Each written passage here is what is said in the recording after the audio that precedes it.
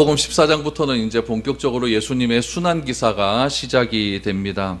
예수님께서 왜 이 땅에 오셨을까요? 우리가 이제 마가복음을 읽어가면서 예수님의 그런 삶의 흐름들을 살펴본다면 단순히 우리의 죄를 위해서 이 땅에 오셨습니다 라고 말하기보다는 좀 더 구체적으로 얘기할 수 있는 그런 능력들이 우리 가운데 있었으면 좋겠습니다.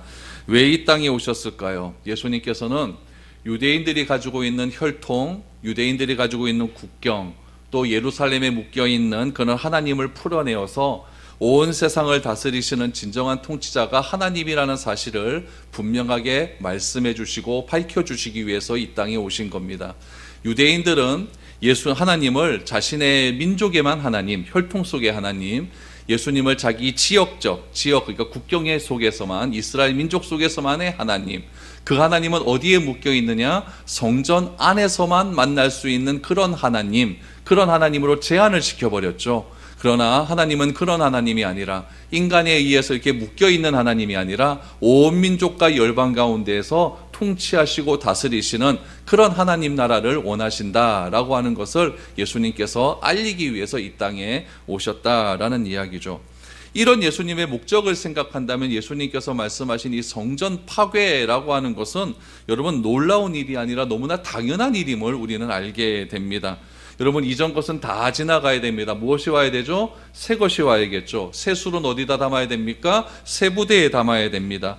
그러므로 여러분 예수님의 성전 종말을 예언하시면서 예루살렘의 파괴와 성전 종말로 끝나는 것이 아니라 이제 세상의 종말에 관해서도 예수님께서는 하나하나 말씀하셨습니다. 하늘에서 해가 떨어지고 별이 떨어지고 달빛이 어두워지고 전쟁과 기근이 끝이 나지 않는다. 이런 일이 일어난 후에야 내가 다시 오리라 라고 약속하신 그런 예수님의 말씀을 우리가 기억하면서 예수님의 이 세상에 오심으로써 다시 하나님 나라가 이제 완성될 것이다 라고 하는 그런 기대감 속에서 우리는 하루하루를 살아가야 된다는 이야기입니다. 그러므로 세상의 종말은 결코 두렵고 떨리는 그런 날이 아닙니다. 세상의 종말의 징조를 보여주신 이유가 무엇입니까? 복음이 온 세상 가운데 퍼져나가게 하기 위함이다. 하나님께서 택하신 모든 사람을 한 곳으로 모으기 위함이다 라고 예수님께서는 마가복음 13장에서 분명하게 우리에게 말씀을 해 주신 것입니다. 그러므로 우리 하나님의 자녀들이 해야 될 것은 무엇이냐면은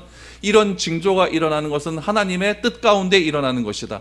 세상의 모든 것은 하나님의 주권 가운데 일어난다는 것을 우리는 믿고 그 믿음대로 주님께서 약속하신 그 약속을 믿고 우리는 복음을 증거하고 하나님의 택하신 자들을 우리가 한 곳에 모으기 위하여서 최선의 힘을 다하는 것, 그것이 이 종말의 때에 우리가 해야 될 일이라는 것을 예수님께서는 우리에게 말씀해 주십니다. 마가복음 13장 말씀에서 예수님께서는 세상의 종말을 말씀하셨고 성전의 파괴를 말씀하셨습니다. 그것을 말씀하신 이후에 예수님께서는 본격적으로 십자가를 지시기 위한 순환의 시작이 이제 본격화된다는 것을 예수님께서는 이제 말씀해 주시고 있죠. 어떤 일들이 일어나게 될까요? 우리 1절, 2절 말씀을 한번 보시죠. 이틀이 지나면 유월절과 무교절이라 대제사장들과 서기관들이 예수를 흉계로 잡아 죽일 방도를 구하며 이르되 밀란이 날까 하노니 명절에는 하지 말자 하더라 라고 말합니다. 유대인에게 있어서 가장 큰 명절은 유월절과 무교절입니다. 유월절은 1월 14일, 무교절은 1월 15일부터 일주일간 진행이 됩니다. 이 날이 지금 되기 이틀 전이다 라고 시간을 분명하게 이야기하고 있죠. 이틀이 지나면 유월절과 무교절이다. 여러분, 이 유월절과 무교절은 굉장히 이스라엘 민족에게는 중요한 날입니다. 애굽에서 400년간 노예로 살던 백성이 모세의 인도함을 따라서 가나안 땅을 향해 첫걸음을 내디는 날이 유월절 아니겠습니까? 따라서 이 유월이라고 하는 것은 넘어가다라는 의미가 있는 거예요. 넘어가다, 유월. 그래서 넘어가는 것을 기념하는 날, 그래서 유월절이라고 이야기하죠. 모세가 애굽의 바로에게 이스라엘이 하나님의 명령에 따라서 하나님께서 택하시고 정하신 곳에 가서 하나님의 방법대로 예배드리는 공동체가 되어야겠다라고 명분을 내세우면서 우리가 나가야겠다라고 했었을 때 바로는 그것을 거절합니다. 그 거절로 인하여 애굽 땅에 9가지의 재앙이 일어났지만은 모세는 끝까지 거절하게 되죠. 그래서 마지막 10번째 재앙인 사람과 짐승의 첫 번째 생명이 다 죽어가는 그런 재앙을 통해서 이 바로는 끝내 이스라엘 백성들을 나가라라고 허락을 하게 됩니다. 그런데 10번째 재앙에서 벗어나는 방법이 하나 있었습니다. 그 방법이 무엇이냐면은 어린 양을 잡아 그 피를 자기가 사는 문지방에 바르면 하나님께서 보내신 천사가 어린 양의 피를 보고 넘어간다. 그래서 유월절입니다. 피를 보고 넘어간다. 그래서 유월절이라는 이야기죠. 그래서 10번째 재앙으로 인해 바로는 이스라엘 민족을 애굽에서 풀어주게 됩니다. 그럼 유월절 사건부터 시작해서 애굽왕 바로가 애굽에서 이스라엘 민족을 풀어줄 때까지 이스라엘 민족은 뭐 하고 있어야 되는가? 10번째 재앙이 시작하면서부터 애굽왕 바로가 이제 너네는 나가라고 하는 그 며칠간의 기간 동안 이스라엘 백성들은 뭐 해야 되는가? 첫 번째로 쓴나물을 먹어야 됩니다. 쓴나물을 먹으면서 누룩이 들어가 있지 않는 떡을 먹어야 된다라는 이야기죠. 여러분, 누룩이 들어가 있지 않는 떡을 뭐라고 얘기하냐면은 무교병이라고 이야기합니다. 무교병. 그래서 이 누룩이 들어가 있지 않는 떡은 발효가 되지 않은 떡이거든요. 그러니까 별 맛이 없습니다. 딱딱하고 별 맛이 없는 그런 떡이죠. 그럼 왜 하나님께서 이 유월절을 준비하시면서 왜 쓴나물을 먹고 무룩이 들어가 있지 않는, 발효되지 않는 그런 딱딱한 떡을 먹어야 되는가? 그럼 발효가 되려고 하면 어느 정도 시간이 필요한 것 아니겠습니까? 우리도 밀가루 반죽을 하고 약간 발효될 때까지 냉장고에 넣어놓고 이렇게 반죽을 하지 않습니까? 그러니까 발효가 돼야 좀 맛있는 거예요. 이건 뭐냐면 시간이 필요하다는 얘기죠. 근데 예수님 하나님께서 발효가 되지 않는 떡을 먹어라 라고 말씀하신 이유는 무엇이냐면은 발효될 때까지 기다릴 시간이 없다는 이야기입니다. 급하다는 이야기죠. 여러분, 하나님께서 나가라 라고 이렇게 명령을 하셨는데 발효될 때까지, 떡 발효될 때까지 기다려야 됩니다. 이런 시간이 없는 거예요. 그래서 지금 발효되고 안 되고 그게 중요한 것이 아니라 명령이 떨어지면 빨리 나가야 된다. 급하다는 것을 상징하기 위하여서 발효되지 않는 떡, 이 무교병을 먹으라 라고 명령을 하신 겁니다. 그래서 쓴나물을 먹고 기다리고 무교병을 먹으면서 기다리고 집에서 들어오면 옷을 다 벗지 않습니까? 허리띠를 풀지 말라고 했어요. 옷 갈아입을 시간도 없다는 이야기죠. 그래서 빨리빨리 나가라 라고 급하게 말한 것, 그것이 바로 무교절을 지키는 이유입니다. 그래서 보통 유월절을 지키고 그 다음 날부터 무교절을 지켜서 일주일 동안 이렇게 유월절 무교절 행사가 이스라엘 민족 가운데 일어납니다. 여러분, 이스라엘 민족은 애굽의 억압에서 자유를 얻었던 이 유월절과 무교절을 언제도 지켰느냐? 로마의 지배하에 있을 그 당시에도 아주 성대하게 지켰습니다.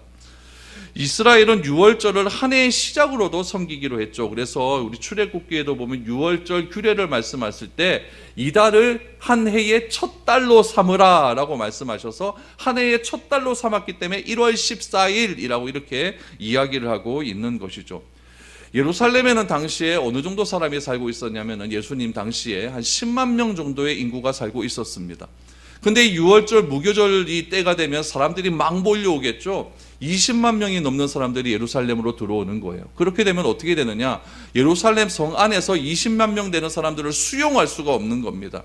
그렇기 때문에 굉장히 이 치안 당국에서는 비상이 걸리는 거죠. 비상이 걸려서 지금 저기 가이사라 빌립보에 있는 그 총독들도 예루살렘에 와서 지금 이 사태를 어떻게 진행되어야 되느냐, 혹시나 밀란이 일어나는 것은 아니겠는가, 이런 것들을 해서 이 치안이 굉장히 철저하게 되는 그런 시기가 이 유월절 무교절입니다. 여러분, 생각을 가만히 해보세요. 유월절 무교절이라고 하는 절기 자체의 그 정통성이 뭐냐면은 빼앗긴 나라를 되찾은 날 아닙니까? 그러니까 우리가 노예 생활에서 해방되었다, 이런 날을 기념하는 날 아닙니까? 그렇다면 지금 상황이 로마의 지배하에 있으니까 이게 뭔가 좀 맞아 들어가는 거예요. 빼앗긴 나라의 백성들이 백성으로서 민족의 해방을 기념하는 절기를 지킨다라고 하는 것이 유대인들에게 어떤 의미가 있는지 이 로마 사람들은 너무나 잘 알고 있었기 때문에 이날 절기가 오면 로마는 완전히 비상이 걸리는 것이죠. 그래서 온 군대가 이날에 완전히 철저하게 군사적인 행동들을 하고 비상이 걸리는 그런 날들이 유월절, 무교절이었다는 이야기죠. 근데 오늘 본문이 시작되는 것은 무엇이냐? 이런 굉장한 절기, 이 무월절, 유월절이 시작되기 이틀 전에 어떤 일이 일어났는 것을 이야기하냐면은 대제사장과 서기관들이 예수님을 죽이려고 하는 흉계를 꾸몄다라고 말합니다. 여기서 말하는 흉계라고 하는 것은 올가미라는 뜻이 있어요. 덫을 놨다라는 것 아닙니까?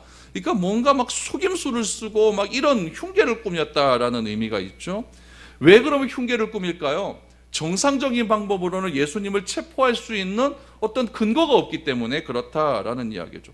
그렇기 때문에 흉계가 필요한 것이고 덫이 필요한 것이고 올가미가 필요한 것이고 속임수가 필요했다라는 이야기죠.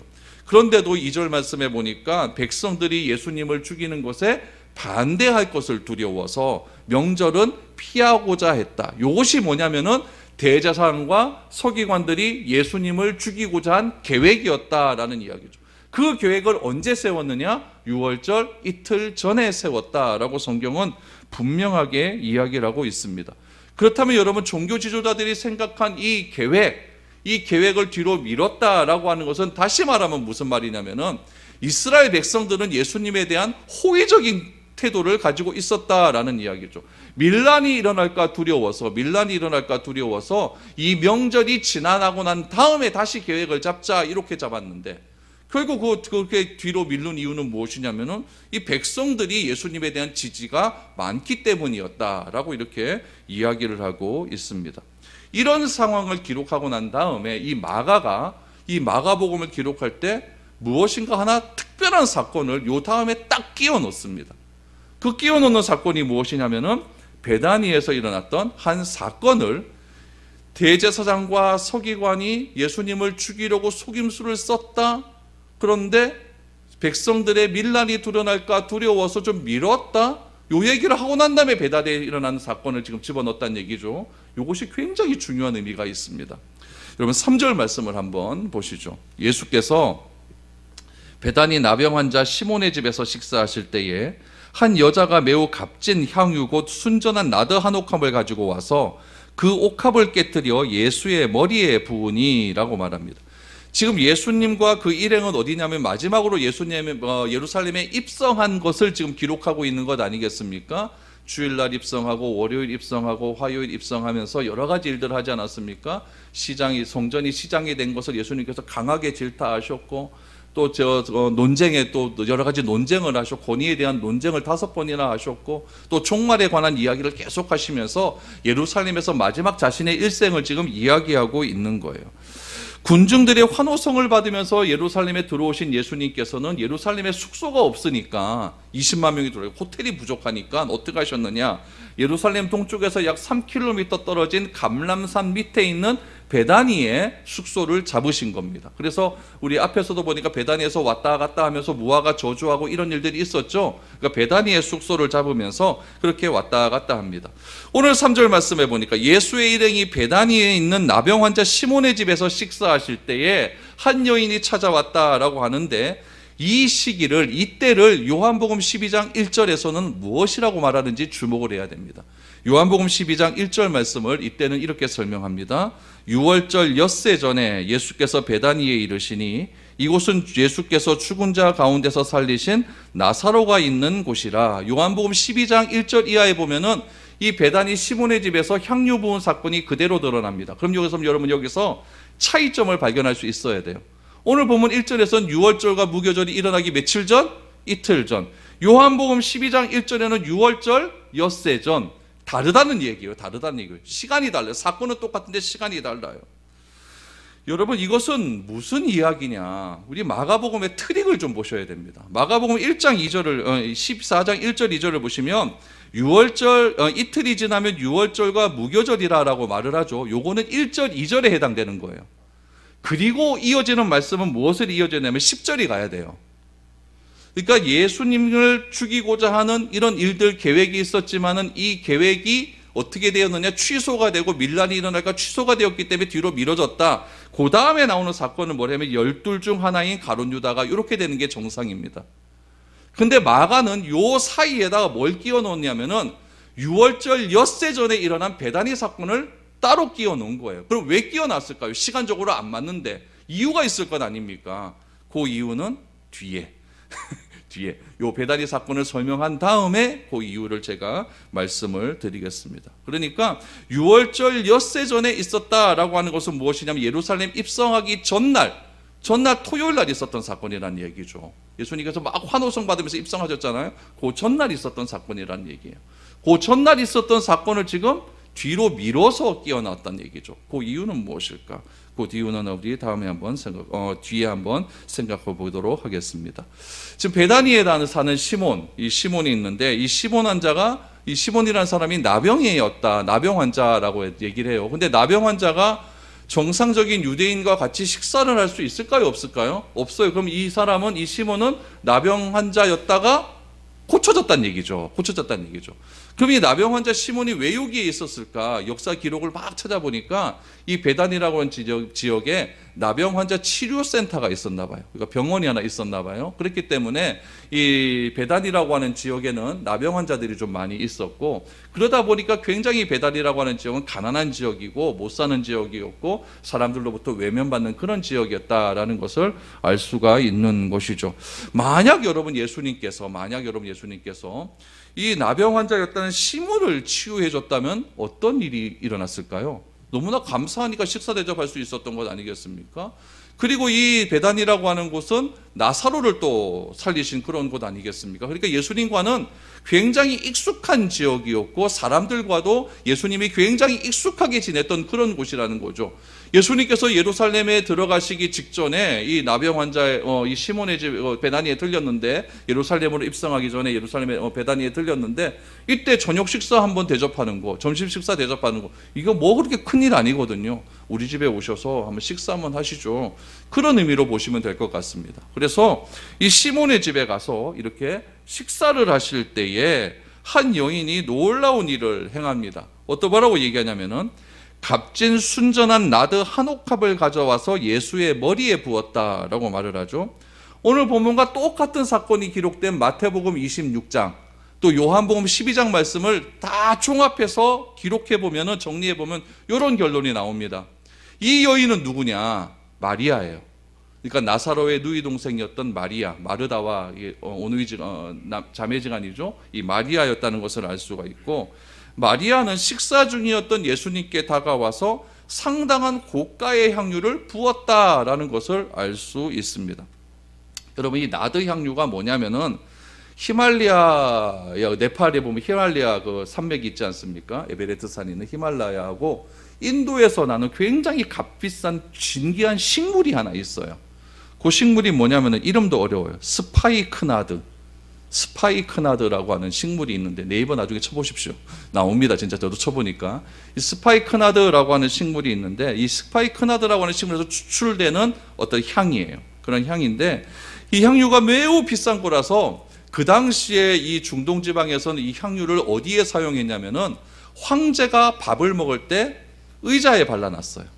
그럼 향이 살살 날 것 아닙니까? 또 황제가 잠을 잤는 침대 베개에 발라놨어요. 그 얼마나 향이 좋으면 그런 데다 발라놨겠습니까?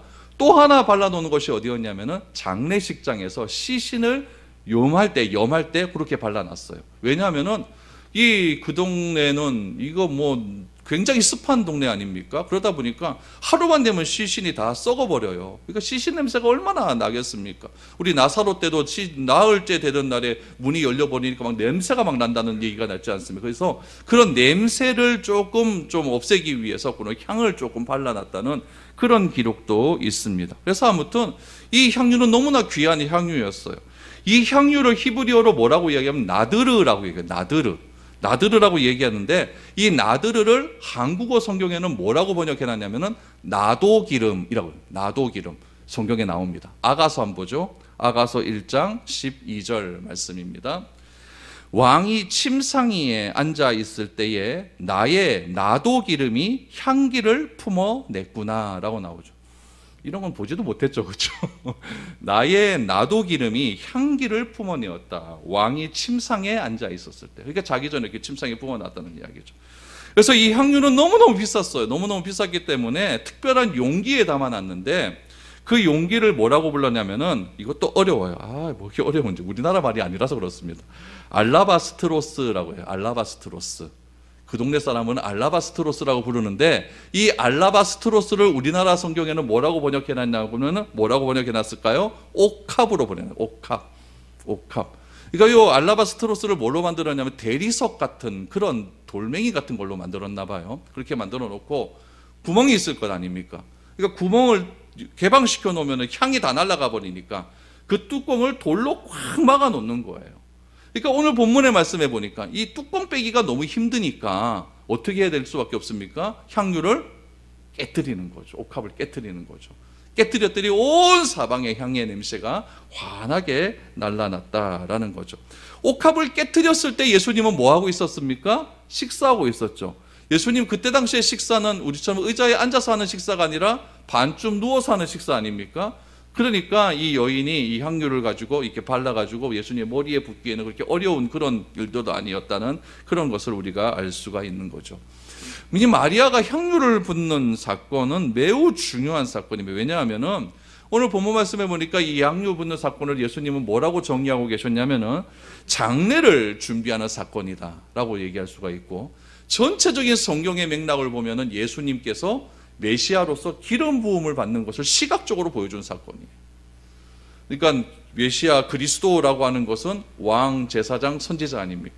그런 사람에게 임명을 할 때는 기름을 부어주잖아요. 그러니까 예수님의 이 기름 부음 사건을 사람들에게 진짜 메시아다, 그리스도라는 사건을 시각적으로 보여준 사건이 이 향유를 부은 사건이다라고 이렇게 학자들은 이야기하고 있습니다. 한번 보죠. 그 이후에 어떤 일이 있었을까요? 4절 5절입니다. 어떤 사람들이 화를 내어 서로 말하되 어찌하여 이 향유를 허비하는가? 이 향유를 300데나니온 이상에 팔아 가난한 사람들에게 줄 수 있었겠도다 하며 이 여자를 책망하는지라. 이렇게 놀라운 일을 본 사람들의 반응, 첫 번째, 화를 냈다. 그럼 이 화를 낸 사람은 누굴까요? 마태복음의 기록을 보니까 이 화를 낸 사람은 다름이 아닌 제자들이었습니다. 제자들이 화를 낸 거예요. 그럼 왜 화를 냈을까요? 값비싼 향유의 냄새에 취해 있던 사람들이 정신을 번쩍 들게 한 이유는 무엇이냐면은 이 향유의 값어치였기 때문에 그렇습니다. 이 향유의 값어치가 얼마였느냐? 300데나니온, 300일치 1당이에요. 300일치 1당. 한 데나니온가 하루 1당. 그 300일치 1당이라는 거예요. 그렇죠? 요즘 우리 하루 8시간 일하면 7만 원 벌잖아요. 7, 3, 2, 2,100만 원. 아따 비싸다. 그렇죠? 비싼 거예요. 이 향유를 팔아서 그 돈으로 가난한 사람들에게 나누어줘서 훨씬 좋았을 것이다 라고 외쳤다는 거예요. 그럼 이렇게 분위기를 주도한 사람은 누구냐? 요한복음에 보니까 가룟 유다다 이렇게 나와요. 그러니까 이걸 무슨 일이냐라고 난리를 친 것은 제자들이었고, 이 제자들의 이 난리친 이 분위기 속에서 이 돈 얘기를 한 사람은 누구였다? 가룟 유다였다라는 것을 알고 있죠. 가룟 유다는 마리아의 행동에 크게 화를 냅니다. 여러분, 제자들이 이렇게 말할 수 있는 근거는 무엇이냐면은 예수님의 평상시 사역의 모습을 보면 알 수가 있어요. 예수님은 평상시에 누구와 늘 언제나 가까이 하셨냐면 소외된 사람들과 가까이 하셨거든요. 고아들, 과부들, 나그네들을 절대 외면하지 말아라. 그러니까 그들의 사역에 초점이 맞춰 있다고 제자들은 생각을 한 것이죠. 그런데 예수님께서는 이 부분에서 제자들과는 다른 이야기를 하십니다. 제자들은 이 비싼 향유를 팔아서 가난한 사람들, 예수님의 본된 사역의 핵심이었던 그 사람들에게 나눠주면 더 좋았을 것이다 라고 이야기하는데, 예수님은 다른 이야기를 한다는 이야기죠. 어떤 이야기를 했을까요? 6절을 보십시오. 예수께서 이르시되 가만두어라. 너희가 어찌하여 그를 괴롭게 하느냐? 그가 내게 좋은 일을 하였느니라. 가난한 자들은 항상 너희와 함께 있으니 아무 때라도 원하는 대로 도울 수 있거니와 나는 너희와 항상 함께 있지 아니하리라 라고 말씀하십니다. 가난한 자는 항상 너희와 함께 있지만 예수님은 그렇지 않다라고 말씀하시는 것이죠. 이 이야기는 뭐냐면 예수님이 떠날 날이 얼마 남지 않았다라고 하는 뜻이에요. 제자들과 달리 예수님은 마리아가 향유 붓는 사건을 지금 무엇으로 해석을 하시냐면은 다가오는 죽음을 예비하는 그런 예수님을 향한 사랑과 헌신의 사건으로 그렇게 바라보시고 있는 거예요. 그래서 8절 말씀해 보니까 그는 힘을 다하여 내 몸에 향유를 부어 내 장례를 미리 준비하였느니라. 그럼 여러분, 여기서 우리가 의문점 하나 가져야 됩니다.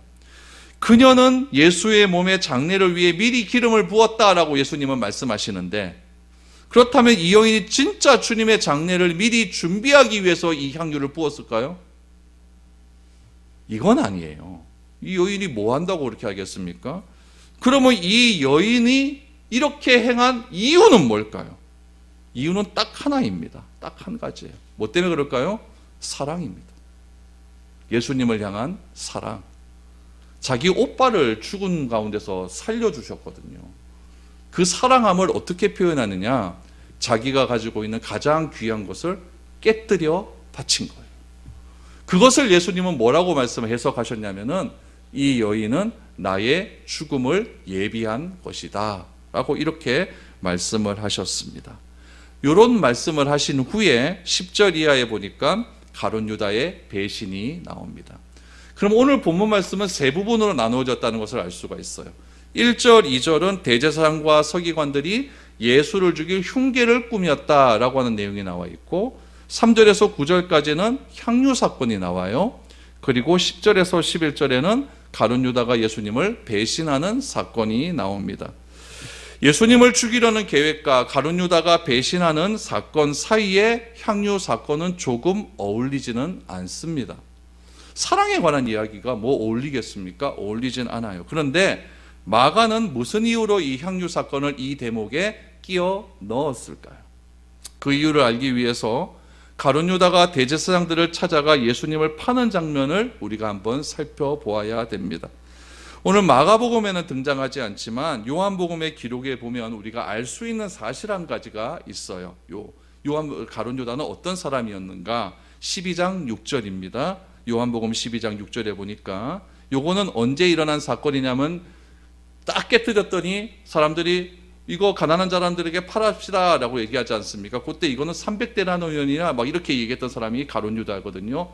그 이후에 이런 기사가 나옵니다. 이렇게 말하면 가난한 자들을 생각함이 아니요, 그는 도둑이라 돈깨를 맞고 거기 넣는 것을 훔쳐 가미러라 라고 말을 합니다. 결국 가룟 유다는 돈을 사랑한 사람이었어요. 가룟 유다는 예수님과 제자들의 신임을 받아 돈을 관리했습니다. 여러분, 한 모임에서 돈을 관리한다라고 하는 건 최고 믿을 만한 사람에게 맡기는 것 아니겠습니까?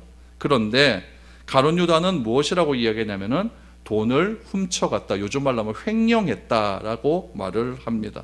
이것을 볼 때 마리아를 비난한 가룟 유다의 본심은 가난한 사람을 위함이 아니었다는 것을 분명히 알게 됩니다.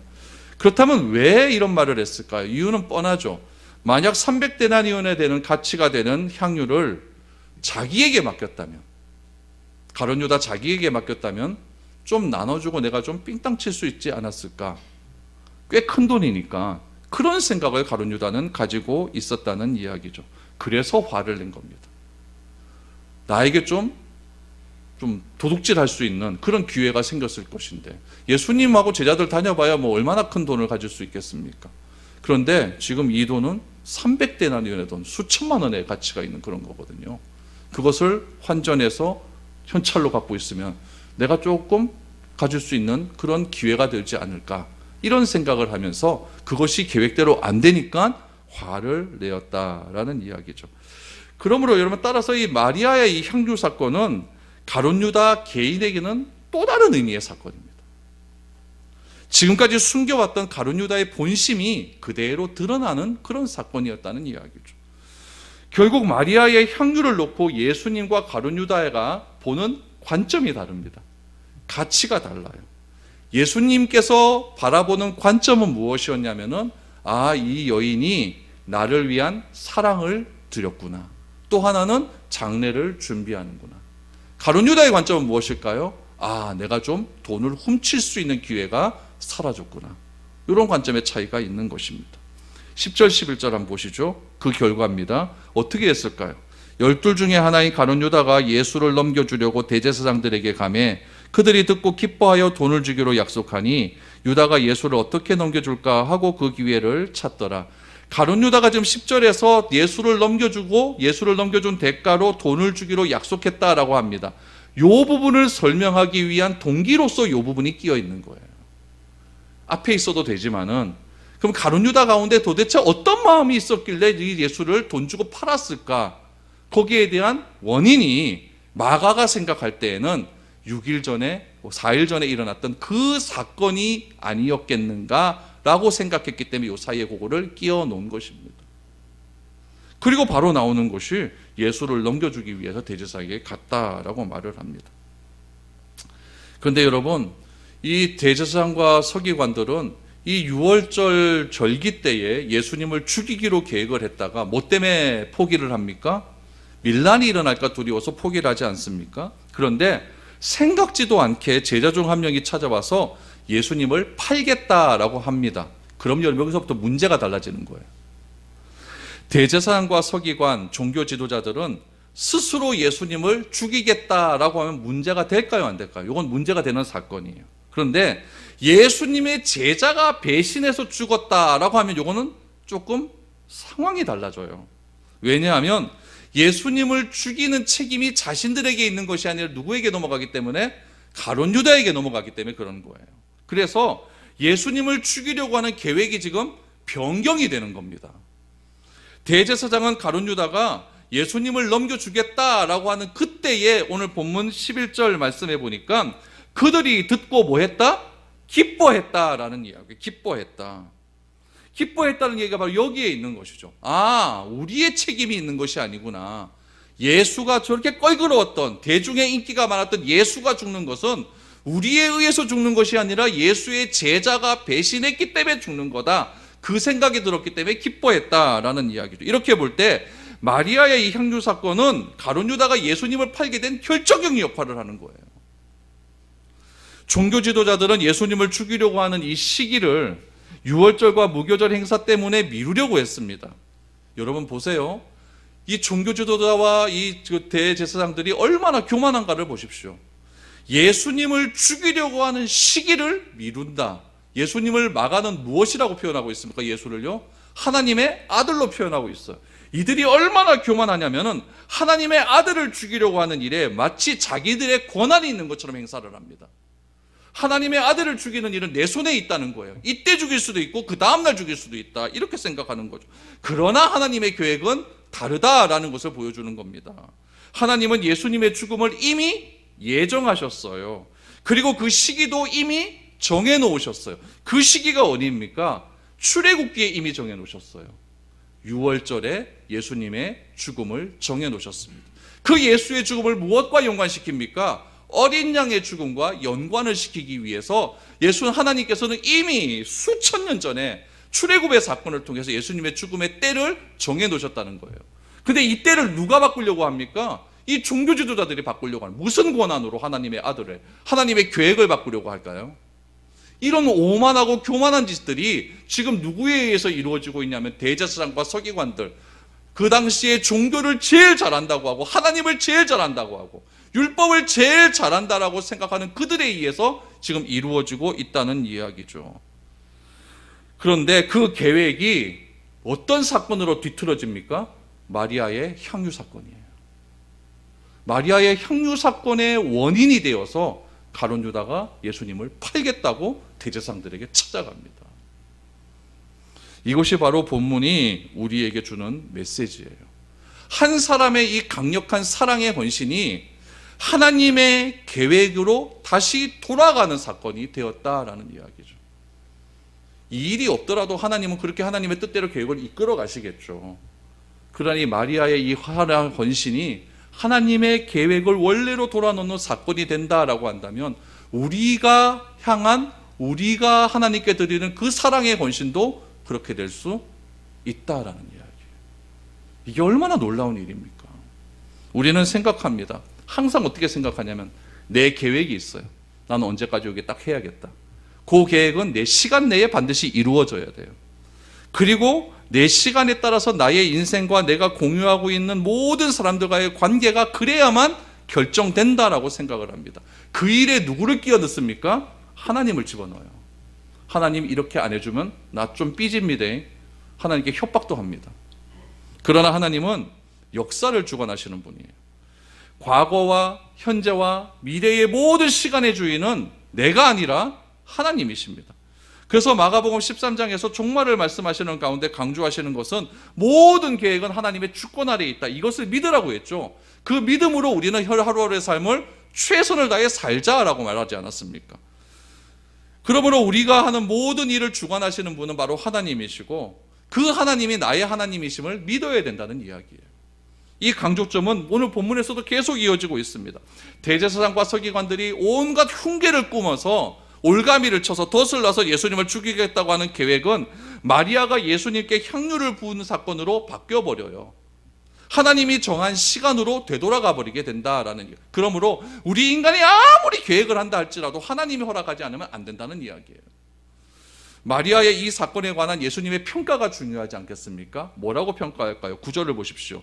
내가 진실로 너희에게 이르노니 온 천하에 어디서든지 복음이 전파되는 곳에는 이 여자가 행한 일도 말하여 그를 기억하리라 하시니라. 단순히 여러분, 마리아가 자신이 가지고 있는 가장 귀한 것을 깨뜨렸다, 이걸로만 여러분 이 온 천하에 다니면서 이거 복음이 전파되는 곳에 기념하라고 하겠다면은 우리나라에는 이거보다 더한 분들이 더 많습니다.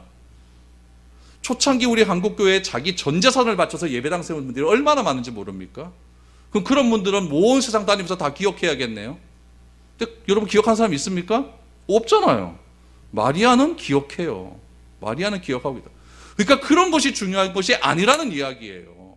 내 재산 다 바쳐서 하나님께 뭘 했다, 이게 중요한 것이 아니라 이 사랑하는 사람을 위해서 나의 모든 것을 드릴 수 있는 이 마음을 하나님 예수님께서는 그렇게 귀한 것으로 보셨고, 이 하나의 행동이 하나님의 계획으로 전환되는 터닝 포인트가 되었다라는 것을 예수님은 강조하고 싶은 겁니다. 그래서 이 여자가 행한 일도 말하여 그를 기억하라. 마가는 그것을 알았기 때문에 그 사이에 이것을 딱 끼워 놓았다는 이야기죠. 여러분 요한복음이나 마태복음을 가보십시오. 이 여자가 행한 일들이 이 사이에 들어있지는 않습니다. 마가만 특별히 이렇게 들어가 있는 거예요. 세상의 주권자는 누구입니까? 내 인생을 다스리시는 분은 과연 누구이라고 생각하십니까? 우리는 이 질문에 담대하게 믿음으로 하나님이라고 대답할 수 있어야 됩니다. 그렇다면 우리가 경험하는 내 앞에서 일어나는 모든 의문과 내가 이해할 수 없는 현상들 앞에서 우리의 태도는 어떠해야 될까요? 하나님은 모든 일을 행하시는 가운데 실수가 없는 분이라는 것을 내가 믿는다고 한다면 내 앞에 일어나는 자그마한 사건들 가지고 내가 절망하고 좌절하고 하나님 이럴 수 있니 없니 이런 불평불만을 가질 수 없다는 이야기예요. 내 앞에 일어난 여러 가지 안 좋은 일들도 하나님이 실수함이 없다는 사실을 믿는다면은 그것도 하나님께서 그 안 좋은 일을 통해서 어떻게 좋은 길로 이끌어 가시겠지라고 하는 믿음이 나에게 생길 것 아닙니까? 하나님은 실수가 없다고 생각을 하시는데요. 사업이 쫄딱 망하는 그 현상 속에서도 하나님은 실수가 없다고 고백하는 것이 얼마나 믿음의 고백이겠습니까? 내가 길거리로 나가는 그 삶의 처참한 현장 속에서도 내가 비록 내 현실이 이렇다 할지라도 하나님은 실수가 없다라고 고백할 수 있는 그런 믿음이 과연 우리에게 있을까요? 쉽지 않은 문제입니다.